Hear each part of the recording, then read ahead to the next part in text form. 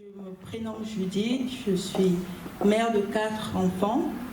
Je vis en France avec deux, les plus jeunes de 7 et 5 ans. Et mes aînés vivent encore au Cameroun, ils ont 14 et 10 ans.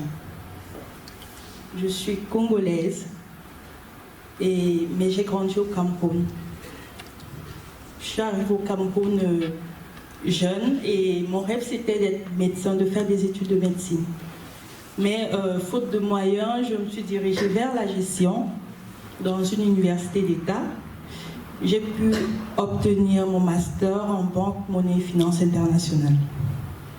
Pendant ma première année universitaire, j'ai fait la rencontre d'un jeune homme qui est devenu le père de mes 3 premiers enfants. Au début, ça allait. Ensuite, et le projet, c'était que vu que j'étais étrangère, vivant au Cameroun, il allait d'abord s'insérer professionnellement parlant et puis il allait m'aider à m'insérer aussi. Mais les choses ne se sont pas passées comme ça.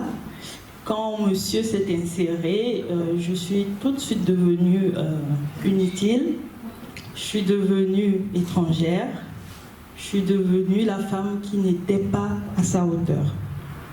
Donc, sa famille et lui ont décidé de me mettre à la porte et je suis retournée chez ma maman. 1 an plus tard, j'ai fait la rencontre d'un jeune homme de nationalité française qui m'a aidée à venir en France. J'arrive en France, je me dis, bon, ben, j'ai des diplômes, je vais facilement trouver un boulot. Mais c'était un peu plus compliqué parce que les réponses ou les questions que me posaient les agences de recrutement, je les avais jamais entendues. On me demandait quelles sont vos compétences, qui êtes-vous en termes de métier, de profession. Et j'arrivais pas à répondre à ces questions parce que en Afrique francophone, les études sont larges, mais on n'a pas de spécialité, de spécialisation. Donc, malgré le master, tu ne peux pas dire réellement qui tu es en termes de métier. Donc, c'était un déclic pour moi. Je me suis dit, bon, ok, je vais reprendre à zéro, je vais redémarrer et je me suis dirigée vers Pôle emploi. J'arrive à Pôle emploi, ils me font faire un bilan de compétences et je suis séduite par le métier de gestionnaire de paye. Je me dis, c'est mon projet professionnel, c'est ce que je vais faire. Mais une fois de plus, les problèmes financiers se présentent. Après, je me dis, il faut que je me trouve un petit boulot en attendant. Donc, je candidate et l'agence d'intérim Job Aglo me prend et me donne un contrat d'insertion de 2 ans. Et le deal, c'était pendant le contrat d'insertion, je devais trouver une formation et obtenir mon diplôme. Donc, heureusement pour moi, 2 mois après la signature, j'ai trouvé une formation de Pôle emploi pour un titre professionnel de gestionnaire de paye. J'ai été retenue et 10 mois plus tard, ça s'est soldé par l'obtention de mon titre professionnel de gestionnaire de paye. J'ai mon titre en poche, mais je me sens mal à l'aise, j'ai un mal-être. J'ai peur des agences de recrutement, j'ai peur d'être rejetée, j'ai pas confiance en moi malgré tout. J'ai un manque d'estime de moi. Donc j'en parle à ma conseillère de Job Aglo, qui me parle de la cravate solidaire, qui me dit, ils vont t'aider, ils donnent des coups de pouce pour les entretiens d'embauche, ils vont te conseiller. Et c'est comme ça que j'atterris à la cravate solidaire. Je prends un rendez-vous et j'arrive, je vois un monsieur qui m'accueille, qui m'explique, qui me dit, on va passer d'abord dans les vestiaires et puis vous irez voir le personnel du RH. Donc je vais au vestiaire, il me conseille, il me dit, il me montre comment se vêtir pour un entretien d'embauche et tout. Et en plus, on repart avec tout le matériel. Je dis, super. J'ai passé un bon moment, on a beaucoup discuté, on s'est entretenu.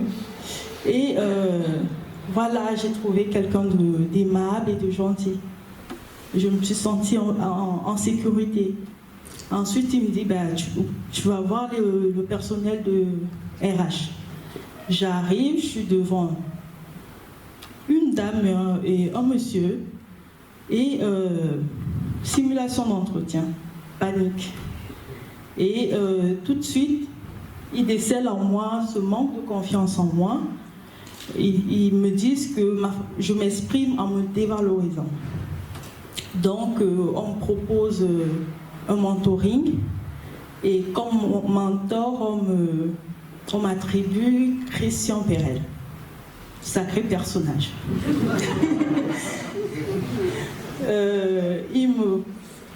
En dehors des séances présentielles, il me dit, tu peux m'appeler quand tu as un souci, quand tu as un problème, tu m'appelles. Je dis, ok, je vais le faire parce que voilà, j'ai trop de problèmes dans ma tête et tout. Du coup, je le harcelais limite. Chaque fois que j'avais un petit souci, pas de morale, je l'appelais. Il m'a aidé à refaire mon CV, les lettres de motivation. Et j'ai en mémoire ces paroles. Il me disait, Judith, tu sais que tu as le droit d'exister. Judith, il faut que tu vendes tes compétences. Si tu restes comme ça, tu te dévalorises, aucune entreprise ne va te recruter. Il faut que tu montres que tu es la meilleure. Il faut que tu montres aux recruteurs que c'est toi qu'il faut pour leur entreprise. Il faut que tu lèves la tête parce que tu as fait beaucoup. Et ce n'est que toi qui ne vois pas cela, en fait. Tu as fait beaucoup et moi, je te vois. Moi, je vois ça en toi. Je te dis, si j'avais une entreprise, je te recruterais tout de suite.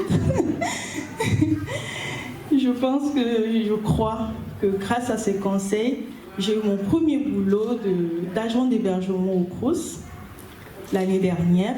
Et malgré que le mentorat s'est arrêté, je continuais à l'appeler quand j'avais un entretien d'embauche et tout pour qu'il me conseille.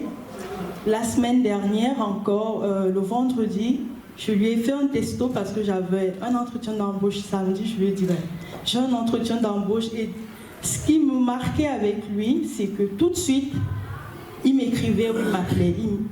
Ça ne traînait pas tout de suite. Il va m'écrire, il va m'appeler.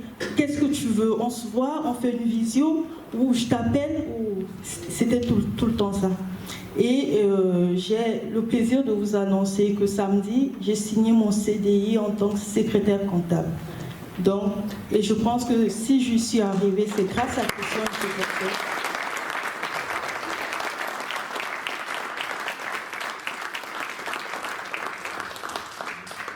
C'est pas moi que vous devez applaudir, c'est Monsieur Christian qui est là derrière.